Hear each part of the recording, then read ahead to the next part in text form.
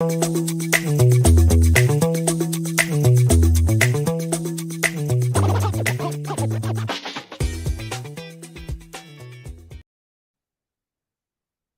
in mind, I'd love for you to tell us your career story, sort of where you started and how you got to where you're at, and then we can unpack that using the topic today.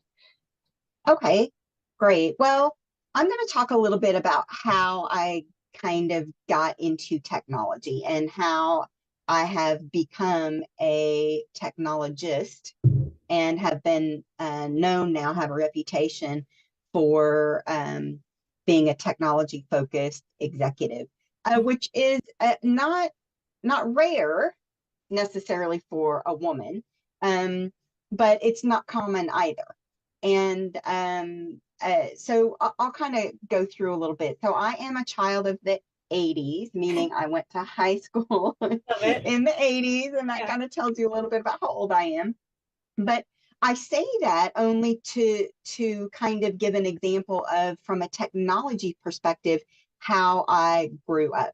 So in high school, we did not have computers. I still had to type my term papers on a typewriter. And my high school graduation gift was a word processor, which was a green screen. Yeah, I mean, it was a keyboard with a green screen that was about 8 inches big, and it weighed about 200 pounds. Oh my God. And it just plugged into a dot matrix printer, right? And it would just, so of course, the internet didn't exist then. Cell phones really didn't exist then. They did, but they were the size of a suitcase.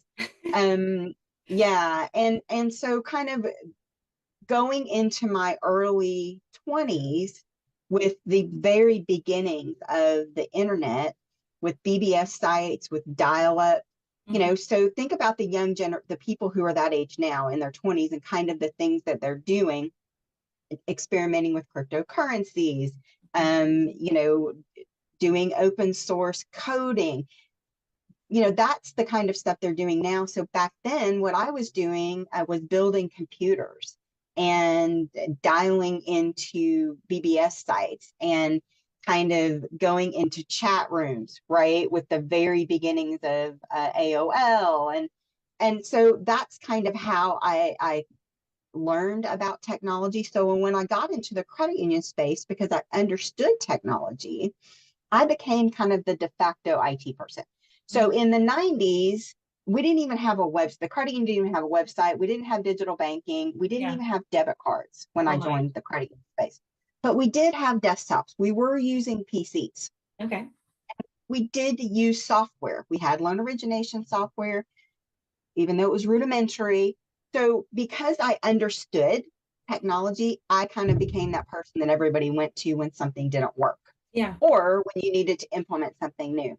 So that's kind of the foundational groundwork from whence I came, and then just added on to that over the years to be known as a technologist today. Wow, that's fantastic. I feel like it's probably given you so much expertise in change management as you've watched these different trends kind of change the way workspaces are run and the way technology and financial technologies are run. That's really cool. Well, thanks so much for sharing. So I guess let's dive right in. Talk a little bit about how you decided to pivot into FinTech particularly, because it sounds like you were in finance for a while. What was it that pivoted you into FinTech? I love the fast-paced environment. I love the creativity. I don't consider myself a creative person generally. And the reason I say that is I kind of equate creativity with being artistic, and I am not artistic, right? So I'm all about the facts. I'm all about, the numbers and the words and the content of things, not how they look. And so technology and financial technology, particularly because you mentioned I kind of grew up in the finance space with credit unions, which I did. But then moving over to the technology side of things, it kind of allows my left brain preference to be creative in a left-brained kind of a way. Oh, wow. I love the dichotomy of traditional finance that is very rooted in risk aversion and risk mitigation and compliance, regulatory compliance, consumer protection, Yeah. that kind of very baked in, boring Mhm. sort of thing that's super regimented, Yeah. Yeah. to being on the technology side that is providing software services to that very regimented industry. Yeah. But the technology side of that is very open and creative. So, pretty much anything you can imagine can be built or can be done. And so I worked in that super regulated space for a while, but really appealing to me at this stage of my career to kind of jump over into a little more of a creative space. So that was really the draw for me. That's awesome. That's so great. So what challenges have you found in the fintech space I would say just even as a female to start, but I would also love to hear what challenges you faced as a female leader in particular. I think there are a lot of women in the credit union space, and so it's not unusual to work with lots of women. And I can tell you that as I have progressed in my career, it has been women in particular that have been most supportive of me in my career. Not that men aren't supportive of me or others in their careers, but women in particular have been more proactive about being Mhm. supportive, I guess you could say. Yeah. I think some of the challenges with being a female executive leader, particularly in the technology space, that is dominated mostly by men, is that as you get into the larger companies and larger asset size credit unions, the fewer and fewer women you see at Mhm. those levels. And women, frankly, just have a different leadership style in general. And so let's talk about COVID for a minute. Yeah. So at Lone Star Credit Union, my last CEO job, we went 100% virtual Yeah. after COVID. We redesigned our headquarters to hoteling offices. We told everybody they don't have to come into the office if they don't want to. And many of my male counterparts had a very hard time with what they perceived as loss of control by Mm. having people at home. So I would get asked a lot of questions about how can you really trust that people who are at home are doing what they're supposed to be doing? Have you installed software to make sure that their keystrokes are a certain number of hours, or to, Yeah. to verify and validate? So it's just generally men, their leadership style tends to be a little more controlling. And I have to say that in the IT realm, that is especially so. Interesting. Wow. Um, yeah, it's just different. Yeah. Women just have a different perspective. It's not better or worse Mhm. necessarily. It's just a different perspective. So as a woman coming into the IT space, I'm much more communicative, Yeah. right? I focus much more on relationships, buy-in, Hmm. and less on, I told you this is how you do it, or being a little more dictatorial, Yeah. Yeah. um, which tends to be the style generally of a lot of both executives and technology Hmm. leaders. So I wouldn't say it's been challenging. Yeah. Yeah. It's just different, Yeah. just different.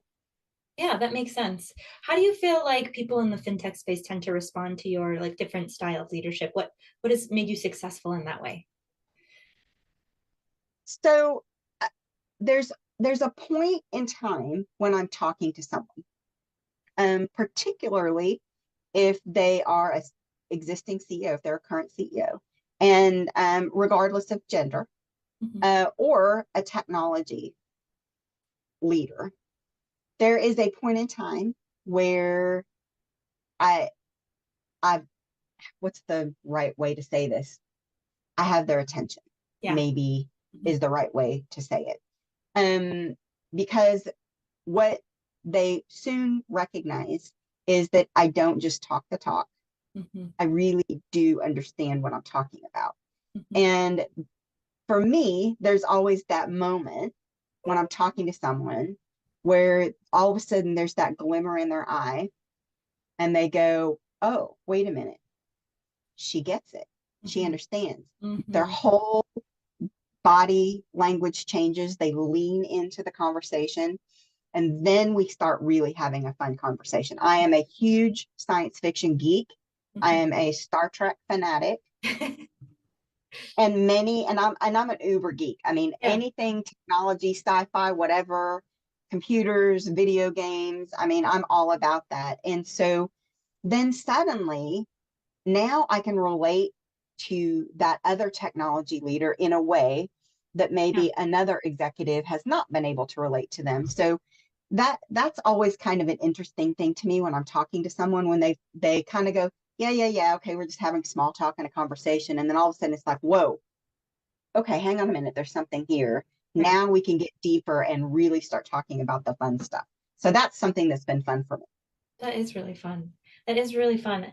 What I loved is that you highlighted, your opportunity to showcase your expertise, but you're doing it in a way that's not in your face, and, proving your ability to have a level of understanding and thought leadership in the space, to validate, their trust in you, which I love that. How would you, what are other ways that you've done that?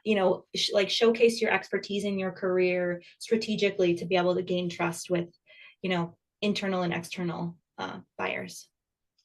I speak a lot. Mhm. And most of the time when I speak, it's revolves around education.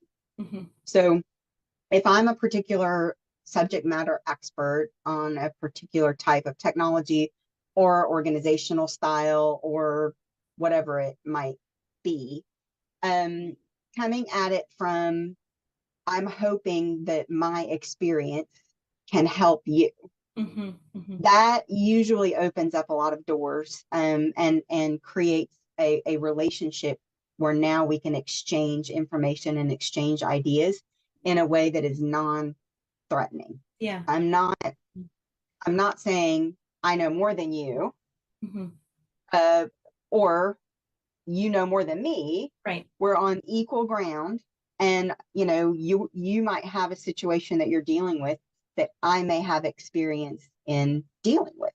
Yeah. And so now we can start that exchange of information. But I have found, especially as I have gotten later into my career, that helping others Mhm. and starting with the I want to help is more gratifying, for me, because seeing somebody be appreciative that maybe something I said or did has benefited them in some way. That's very gratifying for me. Yeah. Yeah. Um, but going into that situation, I'm not trying to sell anything. I'm not trying to push any ideas on you. I'm simply providing you with information. And I often find that I end up being the recipient of learning in that relationship as well. Yeah. And so that's usually what I do. I speak at events, people come up to me afterward, and then we can have a relationship and start talking. That's so cool. I bet that's brought so many wonderful opportunities to you. Do you have any stories about, you know, opportunities that have come that you wouldn't have expected? Oh my gosh. Yeah. So, so I'm the NACUSO board chairman, Yeah. and at a conference a couple of years ago at NACUSO, I'm a big CUSO enthusiast. I've started CUSOs. I've served on boards of CUSOs. I've been advisors for CUSOs.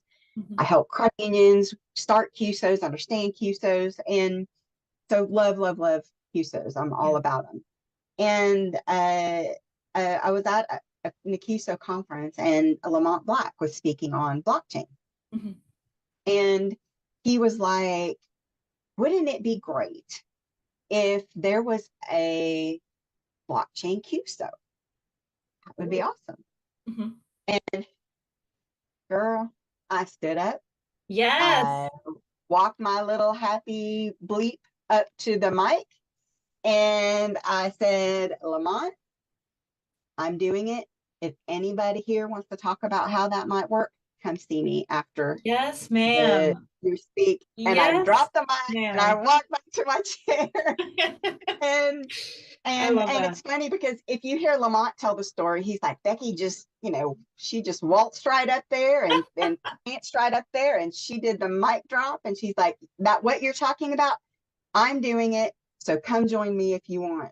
Oh, And that was and I mean, hey, it was a little nerve-wracking going oh up there yeah. and Oh doing my it. I mean, there's God. a lot of I can't people in the even.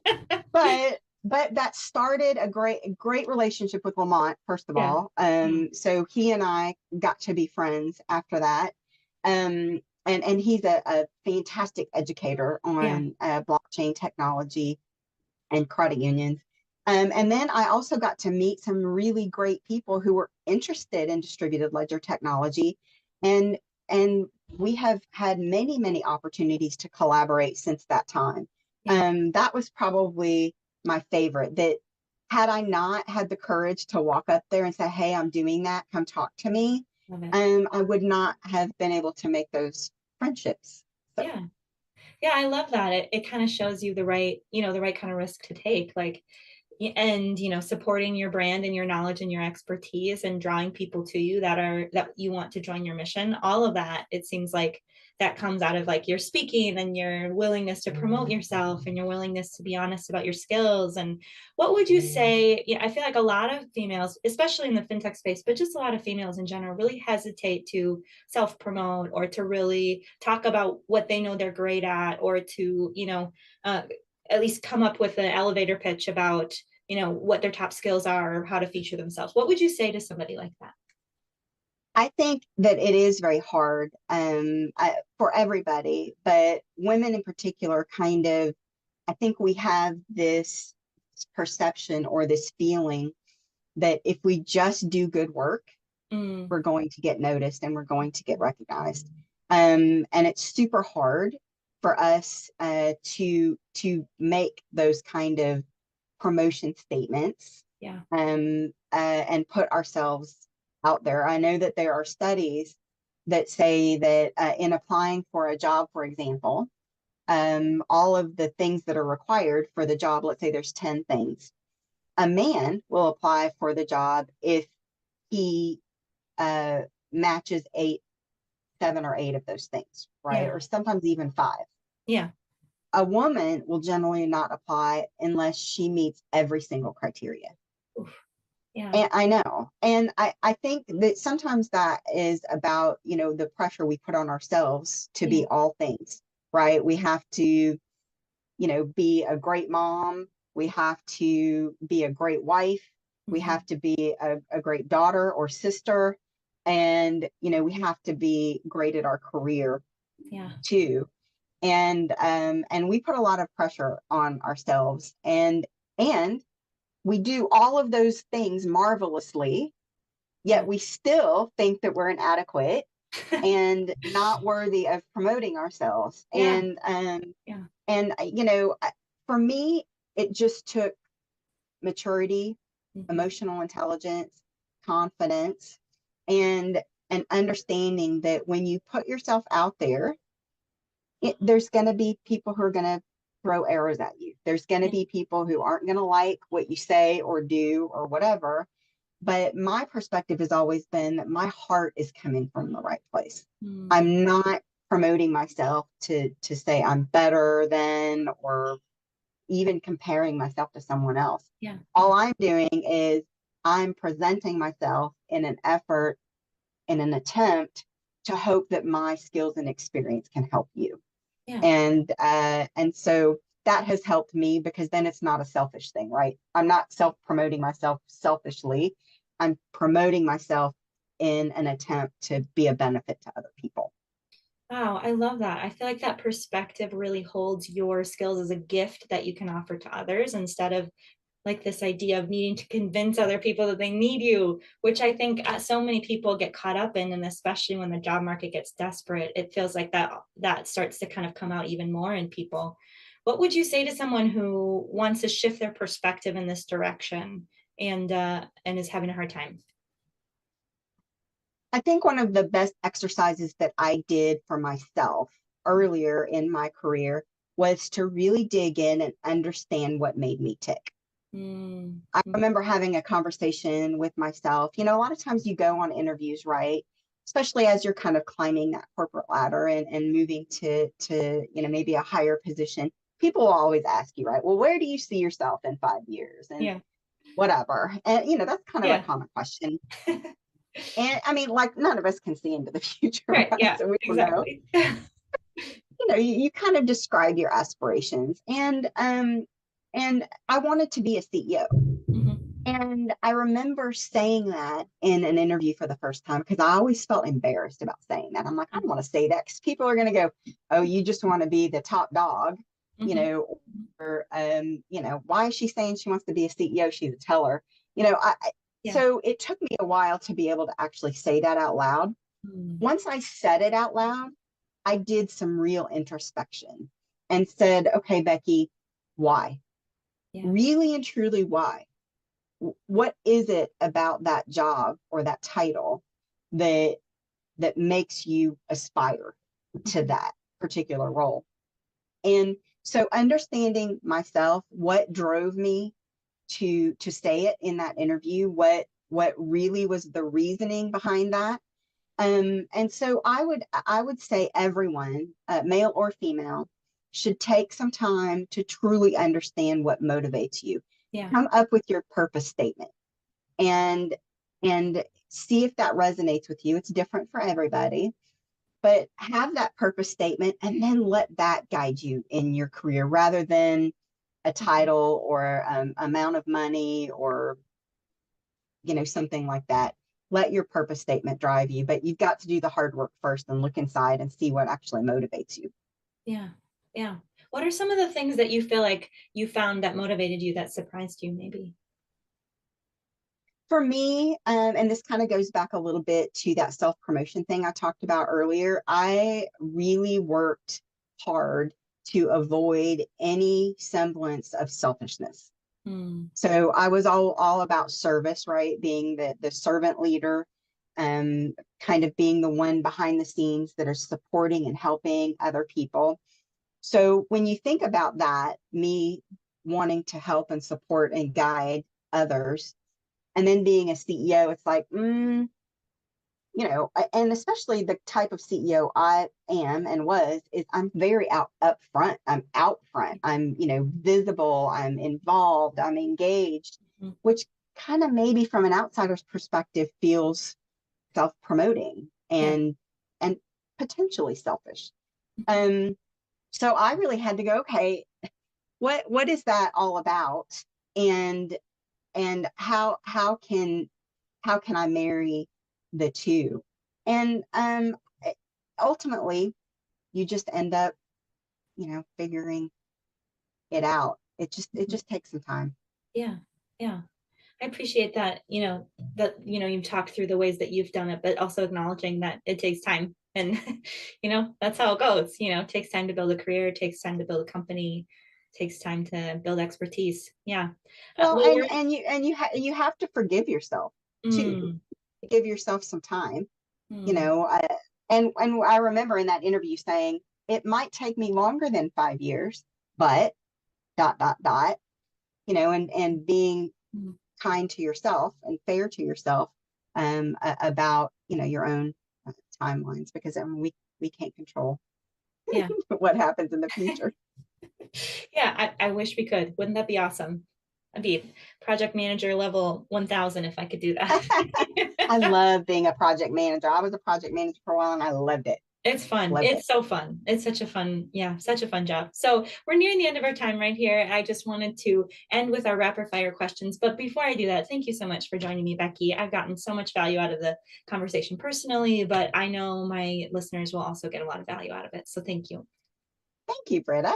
Yeah, absolutely. So first rapid fire question. It's going to get juicy. What is the most random job that you have ever had? All right. So I worked for a retail company called Sanger Harris, which Okay. eventually turned into Macy's. Yeah. Um, and I worked in the clothing area that was seasonal and changed all the time. Mhm. And I remember in this, I guess it would have been the spring, it would have been bathing suits. Oh, yes. And so I got to clean up the dressing room after people were trying on, 5,000 bathing suits. So walking into a dressing room Oh and my seeing God. like 25 bathing suits, in the corner discarded Oh, that I had, worse. because, yeah. So that was probably the kind of most random. And I didn't last very long at that job. I think we all have one of those stories was like, well, that Mhm. didn't work out so well. Well, so I'd love to hear your second question or second answer to this rapid fire question, but it is, what is the worst career advice that you have ever gotten? All right, so this is going to take us back a little bit. Okay, okay. And I have to say that this career advice did sort of shape my future. Hmm. So I was a horse enthusiast when I Hmm. was younger, Yeah, and I had horses. So I, rode horses. I had to take care of horses, and my grandfather, my dad's father, actually lived on our property and helped us take care of the animals. So wow. when I was about, oh, I don't know, 13 or 14, I was like, you know what? I want to be a horse veterinarian. So I don't want to deal with like dogs and cats and stuff. I want to specifically focus on horses. And so I was talking to my grandpa about that one day, and he was a Depression era person who Yeah. grew up during the Depression. So his perspective was a little different. But what he told me was, you cannot be a horse veterinarian because women are not strong enough to handle horses. Oh, wow. And I was immediately discouraged. Yeah. And now you got to remember, at this point in time, I'm 100 pounds soaking wet, Yeah. and I'm already riding a 1,200-pound horse Yeah. bareback with a halter on. Yeah. Okay. So I'm being told that I can't handle a horse when I'm already handling a horse. Right. Right. Um, but yeah, so that advice as a woman, as I grew in my career, that always stuck with me. Mhm. That there were people who felt like physically women were inferior, and that would bar us from doing a particular job. And Wow. so I kind of rose up against that I love that. mentality. I love it. I love that it sort of fueled you and made you kind of like, just watch me.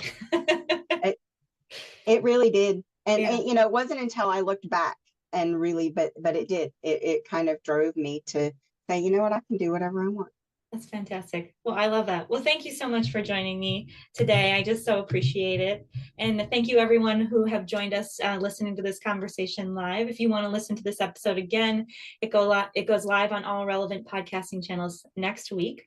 Don't forget to subscribe and like the channels and share with friends who you think might benefit from this information. And join me next week live at 8:30 a.m. for the Newly podcast, where you get more practical, no BS insights on how to grow yourself and